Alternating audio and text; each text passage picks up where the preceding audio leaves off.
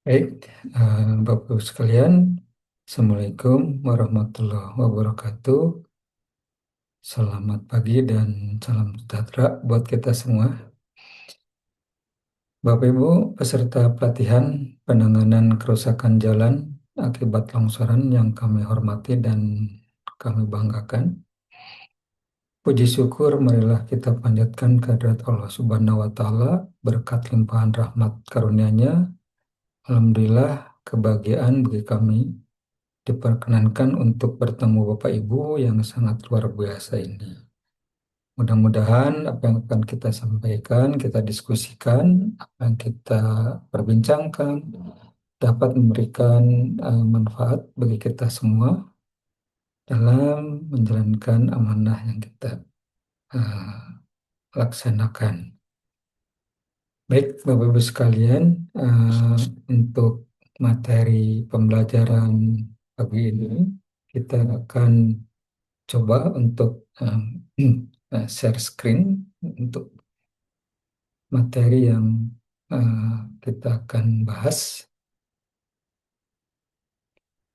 Apakah sudah terlihat?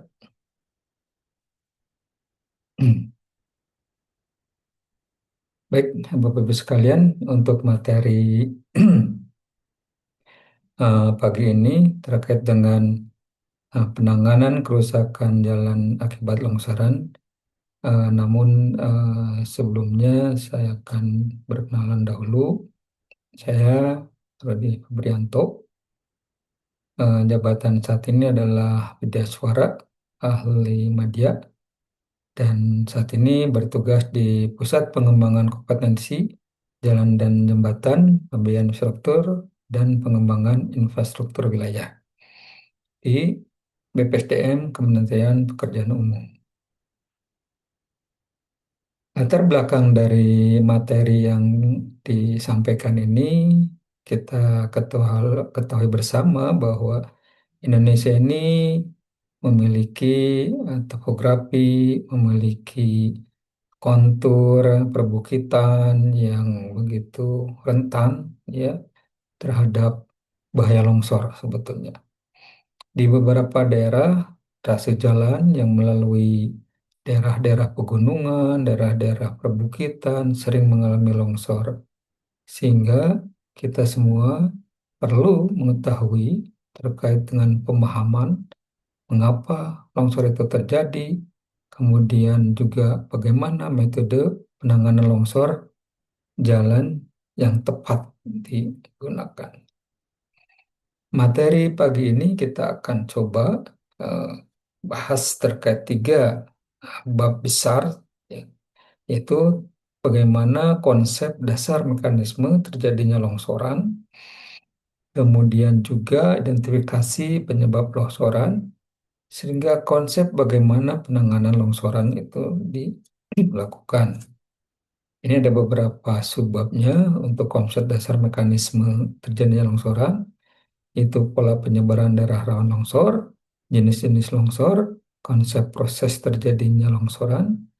Sedangkan untuk identifikasi penyebab longsor, itu kita akan mengidentifikasi faktor-faktor penyebabnya, kemudian gejala terjadinya longsor, penyebab longsor, kemudian untuk konsep penanganan longsoran, itu bagaimana prinsip-prinsip penanganan longsornya, kemudian apa teknologi yang dapat digunakan untuk penanganan longsor, serta penanganan longsor itu sendiri. Beberapa acuan normatif ya yang sudah ada di Indonesia itu terkait dengan longsor itu ada beberapa ya baik SNI maupun pedoman teknis. Definisi longsoran ya menurut beberapa literatur, pedoman-pedoman dan manual yang ada, longsoran merupakan suatu pergerakan ya massa tanah ya ataupun batuan yang bergerak ke arah luar dan keluar lereng dan ke arah bawah. Ya, tentunya tidak mungkin kalau pergerakan suatu material itu bergeraknya ke atas, yaitu bukan longsor, tapi kalau longsor itu bergerak ke bawah. Kemudian apa dampak pada jalan, ya lalu lintas ketika kerusakan infrastruktur transportasi terjadi. Saya sampaikan beberapa latar belakang ya, baik topografi, trase jalan yang sering terjadi longsor, serta bagaimana pemahaman teknik penanganan longsor. Di sini ada beberapa mekanisme yang terjadinya longsoran. Ini ada beberapa penyebaran longsor di beberapa daerah di seluruh pulau yang ada di Indonesia, baik itu Pulau Sumatera, Pulau Jawa, Pulau Kalimantan, Sulawesi, dan Papua. Di mana Papua berdasarkan data adalah daerah yang sering sekali terjadi longsor dan memang daerah pegunungan yang cukup luas dibandingkan dengan daerah-daerah lainnya. Ini ada beberapa jenis longsoran ya yang umum terjadi yang kita ambil sumbernya dari Hans ya. Itu menurut Technical Engineering and Teknik itu longsor itu bisa terjadi di daerah-daerah lereng alam, kemudian daerah-daerah batuan yang kita sebut dengan runtuhan batuan, kemudian daerah-daerah yang sudah digali oleh manusia, kemudian daerah-daerah timbunan lerengnya, kemudian daerah bendungan juga yang terjadi, kemudian juga daerah-daerah timbunan yang di atas tanah lunak sebetulnya. Ataupun daerah-daerah jembatan, ya abutmen jembatan sering juga terjadi. Atau terakhir di daerah-daerah lereng yang ditimbun, dan timbunannya longsor, seperti itu. Konsep terjadi longsoran ini tidak terlepas dari faktor gravitasi. Ya, di sini ada gaya pendorong ya pada mekanisme longsoran yang dipengaruhi oleh gravitasi sebetulnya. Di sini menunjukkan bahwa semakin terjal suatu lereng itu akan lebih berpotensi terjadinya longsor. Kita bandingkan antara daerah yang flat, yang datar dengan yang lerengnya terjal dan yang lebih terjal, ini akan sangat berpengaruh ya terhadap kemiringan. Ini adalah faktor gravitasi ikut berperan dalam menimbulkan gaya pendorong dalam suatu longsoran. Lokasi longsoran itu umumnya biasanya itu terjadi di lereng atas seperti ini, ataupun di lereng bawah badan jalan. Memang ada beberapa kriteria ketika longsor di lereng atas, itu material longsor itu akan menutup jalan, sehingga resikonya memang jalan transportasi akan tertutup. Sedangkan untuk lereng bawah, itu terjadi amblasan atau terputusnya jalan, sehingga memang kita memerlukan penanganan fondasi untuk menahan lereng terjadi longsor lanjutan. Ini umumnya putus. Kalau di sini tertimbun, di lereng atas yang longsor, kalau lereng bawah yang longsor itu biasanya terputus jalannya seperti itu. Ada faktor penyebab longsor. Yang pertama, faktor internal. Faktor internal itu baik itu perubahan tata guna lahan, kemudian juga kepadatan tanah yang sangat kurang, karena kepadatan tanah yang sangat tidak padat itu mudah sekali terjadi longsor. Kemudian kemiringan lereng yang lebih terjal tentunya akan berpotensi besar terhadap terjadinya longsoran. Kemudian juga di sini ada aliran air tanah dan batuan-batuan yang cukup lemah gitu. Ini kondisi geohidrologi juga sangat berpengaruh terhadap faktor internal terjadinya longsor. Kemudian faktor eksternal ini bisa hujan, runoff, kemudian juga beban tambahan kayak kendaraan ataupun aktivitas manusia lainnya, misalnya ada eh, pembangunan gedung ya menggunakan tiang pancang dan proses pemancangannya ini akan menimbulkan getaran sehingga menimbulkan atau menambah beban ya terhadap potensi longsor.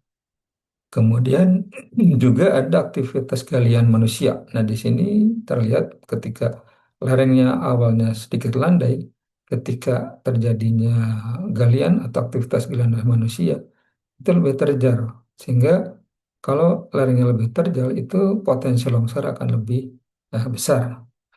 Kemudian ada pun penggundulan hutan, ya, di mana eh, permukaan lereng ketika gundul itu akan terjadi erosi yang cukup signifikan seperti itu. Faktor yang ketiga adalah faktor geologi.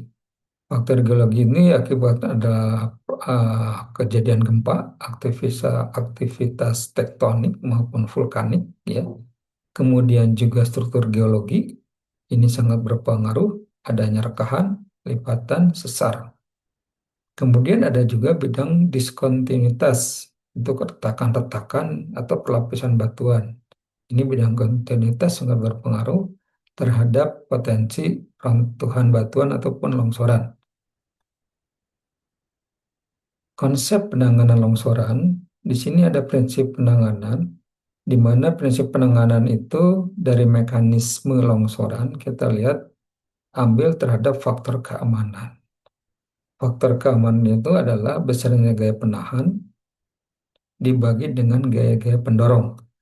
Gaya-gaya penahan itu biasanya di sini terdiri dari bagaimana suatu tanah di bidang gelincir ini dapat menahan suatu massa yang akan longsor, terbawa longsor seperti itu. Nah, sekarang konsepnya bagaimana gaya dorong ini diperkecil dan gaya penahan itu diperbesar sehingga faktor keamanannya itu akan lebih besar. Faktor keamanan itu bagaimana lebih besar? Itu memperbesar gaya penahan atau memperkecil gaya-gaya pendorong sehingga faktor keamanan besar dan akan menimbulkan kestabilan lereng yang cukup baik. Konsep penanganan longsoran itu ada beberapa teknologi yang dapat digunakan berdasarkan mekanisme longsoran.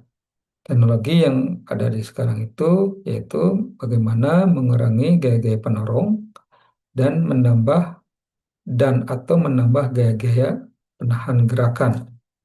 Di sini kita lihat bahwa eh, dengan mengurangi gaya pendorong ataupun menambah gaya-gaya penahan, itu akan menimbulkan atau menghasilkan satu faktor atau faktor keamanan stabilitas lereng yang tinggi, sehingga lereng tersebut akan lebih stabil.